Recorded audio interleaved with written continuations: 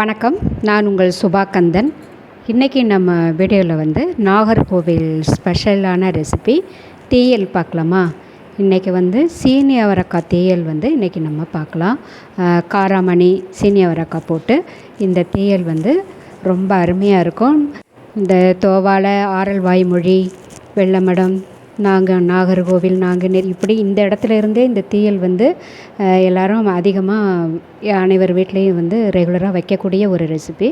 இதை வந்து இன்றைக்கி நம்ம எப்படி செய்யலாங்கிறத பார்க்கலாம். இந்த ரெசிபிக்கு மெயின் வந்து நல்லெண்ணெய் தான். நான் அதனால் இப்போ கொஞ்சம் அதில் நல்லெண்ணெய் 1 டேபிள் ஸ்பூன் எடுத்திருக்கேன். அதில் வந்து இந்த வறுத்து அரைக்கக்கூடிய சில பொருட்கள் எல்லாம் பார்க்கலாமா? இதில் கொஞ்சம் ஃப்ரெஷ்ஷான தேங்காய், கொஞ்சம் கொப்பரை தேங்காய் கொஞ்சம் எடுத்திருக்கேன். வர மிளகாய் வந்து ஒரு 6 மிளகாய் எடுத்துக்கலாம். காஷ்மீரி சில்லி வந்து ஒரு 3 மிளகாய் எடுத்திருக்கேன். இது கூடயே வந்து மிளகு 1 டீஸ்பூன் அளவுக்கு மிளகு எடுத்துக்கோங்க. வரமல்லி விதை இருக்கும் இல்லையா, இந்த விதை வந்து 2 டேபிள் ஸ்பூன் அளவுக்கு கொரியாண்டர் சீட்ஸ் எடுத்துக்கலாம். சீரகம் வந்து 1 டேபிள் ஸ்பூன், வெந்தயம் ஒரு 1/4 டீஸ்பூன் அளவுக்கு எடுத்துக்கோங்க. இது கூட ஒரு கைப்பிடி அளவுக்கு நான் வந்து கருவேப்பிலை வந்து காஞ்ச கருவேப்பிலை எடுத்து வச்சுருக்கேன்.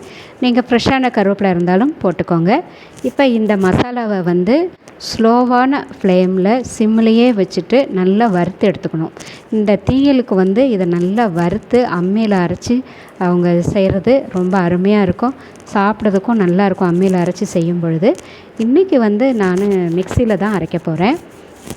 இப்போ இது கூட வந்து ஒரு கைப்பிடி அளவுக்கு வந்து சின்ன வெங்காயம் சேர்த்துக்கோங்க. இது கூடயே புளி வேணும். இதுக்கு வந்து ஒரு சின்ன நெல்லிக்காய் அளவு புளி வந்து எடுத்துக்கோங்க. அதில் வந்து இந்த நார், அது மேலே உள்ள ஒரு ஓடு இருக்கும், அது எல்லாத்தையும் எடுத்துகிட்டு இந்த வறுக்கிற பொருளோடையே இந்த புளியவும் சேர்த்துக்கோங்க. இப்போ இதை எல்லாத்தையுமே நம்ம நல்லா வறுத்து எடுத்துக்கலாம். பாருங்கள், நல்லா வறுபட்டிருக்கு. இதை வந்து ஒரு பிளேட்டில் மாற்றிக்கிறேன். இது நல்லா ஆறட்டும். ஆறின பிறகு நான் மிக்சியில் பேஸ்ட்டாக அரைச்சிட்டு அப்புறம் உங்கள்கிட்ட காட்டுறேன். இப்போ அதே கடாயில் வந்து 100 கிராம் அளவுக்கு நான் சீனி அவரைக்காய் வந்து 1 இன்ச்சு நீளத்துக்கு கட் பண்ணி வச்சுருக்கேன். அதாவது இதை வந்து துண்டாக கட் பண்ணாமல் உடைக்கணும். சீனி அவரைக்காவை உடைக்கும் பொழுது தான் அதில் வந்து நார் ஒன்று வருவேன். அந்த நார் வந்து இருந்தது அப்படின்னா சாப்பிடும்போது அது நல்லா இருக்காது. அதனால் நாரெல்லாம் எடுத்து விட்டுருங்க. அதுக்கு நீங்கள் உடச்சி தான் எடுக்கணும் சீனி அவரைக்காவை. இதை 1 டேபிள் ஸ்பூன் நல்லெண்ணெய் ஊற்றி நல்லா வதக்கிட்டு கொஞ்சமாக தண்ணி ஊற்றி அதை வேக வச்சுக்கலாம். இது இந்த சீனி அவரைக்காய் வேகும் பொழுதே நம்ம ஒரு 4-5 முருங்கைக்காய் சேர்த்துக்கோங்க. அதுவும் சேர்த்து இதை நல்லா வேக வச்சு எடுத்துக்கலாம். பாருங்கள், தண்ணிலாம் வற்றிருக்கு. நமக்கு கரெக்டான அளவில் கொஞ்சம் வெந்திருக்கு, அதாவது 3/4 பதம் வெந்திருக்கு. நம்மளுடைய மசாலாவும் ரெடியாக இருக்குது. இப்போ அடுத்தது வந்து நம்ம காராமணி பார்க்கணும் இல்லையா?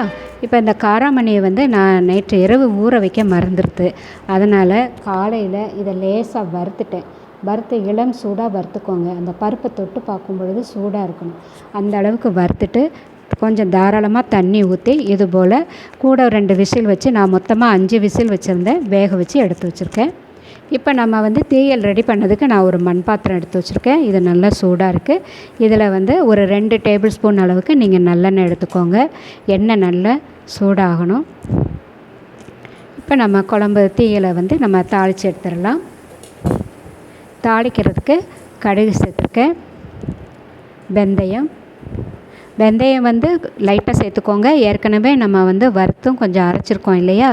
இப்போ கடுகு நல்லா பொரியட்டும். கடுகு பொரியலைன்னா கசப்பு கொடுத்துரும். இப்போ நல்லா கடுகு பொரிஞ்சிருக்கு. கொஞ்சமாக கருவேப்பிலை சேர்த்துக்கலாம். 2 பச்சை மிளகாய் கீறினது அதையும் சேர்த்துக்கோங்க.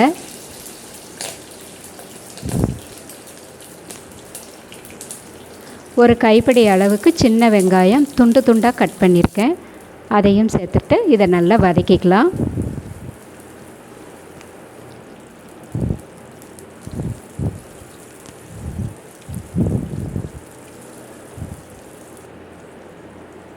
ரெண்டு தக்காளி நான் நீளமாக கட் பண்ணி அதையும் சேர்த்துருக்கேன். இப்போ இதையும் சேர்த்து நல்லா வதக்கிக்கோங்க. இந்த தீயலுக்கு நல்ல மசாலா வந்து நல்ல பேஸ்ட்டாக அரைச்சிருங்க. மஞ்சள் பொடி 1/4 டீஸ்பூன் சேர்த்துருக்கேன். இது கூடயே அரைச்ச மசாலா பேஸ்ட்டையும் சேர்த்துடலாம். நம்ம கொப்பரை தேங்காயெலாம் இதில் போட்டு அரைச்சிருக்கிறதுனால இது நம்ம இந்த எண்ணெயோடு சேர்ந்து இந்த மசாலா நல்லா வதங்கி எண்ணெய் பிரிஞ்சு வரும். அதனால தான் நான் இதில் கொப்பரை தேங்காய் இதில் சேர்த்துருந்தேன். இதுக்கு நீங்கள் சாதாரணமாக வாங்குகிற தேங்காயை நல்லா காஞ்சி ஃப்ரிட்ஜில் வச்சுருந்து எடுத்தாலே போதும், அந்த கொப்பரை தேங்காய் ரெடி ஆகிடும். இப்போ இது கூடயே நம்ம வேக வச்சுருக்கிற அந்த காராமணியையும் சேர்த்துடலாம். கூடவே சீனி அவரைக்காய், முருங்கைக்காய் இது ரெண்டையுமே சேர்த்துடலாம். இந்த தேயல் கத்திரிக்காய், வாழைக்காய், சேனக்கிழங்கு இதெல்லாம் கூட தனித்தனியாகவும் போட்டு செய்யலாம். ஒன்றா போட்டும் கூட இது போல் பயிர் வகைகளோடு சேர்த்து இந்த தீயல் ரெடி பண்ணலாம். நல்லாயிருக்கும். நீங்கள் எந்த வகை நாட்டு காய்கறிகள், கிழங்கு வகைகளோடு சேர்த்தும் செய்யலாம். இப்போ இந்த தீயலுக்கு தேவையான அளவு உப்பு சேர்த்துக்கோங்க. கொஞ்சம் தண்ணி ஊற்றி நல்லா வேக வச்சு அதை நல்லா கொதிக்க வைக்கணும். இந்த தீயல் திக்காக தான் இருக்கும், கிரேவி பதத்தில் தான் எடுத்து வைக்கணும். இதற்கு பருப்பு குழம்பு கரெக்டாக இருக்கும். இது நல்லா கலந்து விட்டுக்கோங்க. இப்போ இது நல்லா கொதிக்கட்டும். உப்பு காரம்லாம் காயில் படணும். நல்லா கொதிக்கட்டும். ஒரு 2 நிமிஷம் மூடி வைக்கலாம். இப்போ பாருங்கள், நல்லா கொதிக்குது. நம்மளுடைய நாகர்கோவில் ஸ்பெஷல் தீயல் நமக்கு ரெடியாக இருக்குது. இப்போ பார்க்குறதுக்கு கொஞ்சம் தண்ணி பதம் இருக்கிறது போல் இருக்குது. மண் பாத்திரத்தில் செஞ்சுருக்கிறதுனால ஆறின பிறகு கொஞ்சம் திக்காயிடும். அதனால் இப்போவே நீங்கள் அடுப்பை ஆஃப் பண்ணிடலாம். இந்த ரெசிபி உங்களுக்கு பிடிச்சிருக்கும்னு நினைக்கிறேன். பிடிச்சிருந்ததுன்னா லைக் பண்ணுங்கள், ஷேர் பண்ணுங்கள், சப்ஸ்கிரைப் பண்ணுங்கள். பக்கத்தில் இருக்கிற பெல் ஐக்கானையும் ப்ரெஸ் பண்ணுங்கள். அப்போ தான் நான் போடுற புது வீடியோ நோட்டிஃபிகேஷனாக உடனுக்குடனே உங்களை சேரும். ஃப்ரெண்ட்ஸ், நன்றி, வணக்கம்.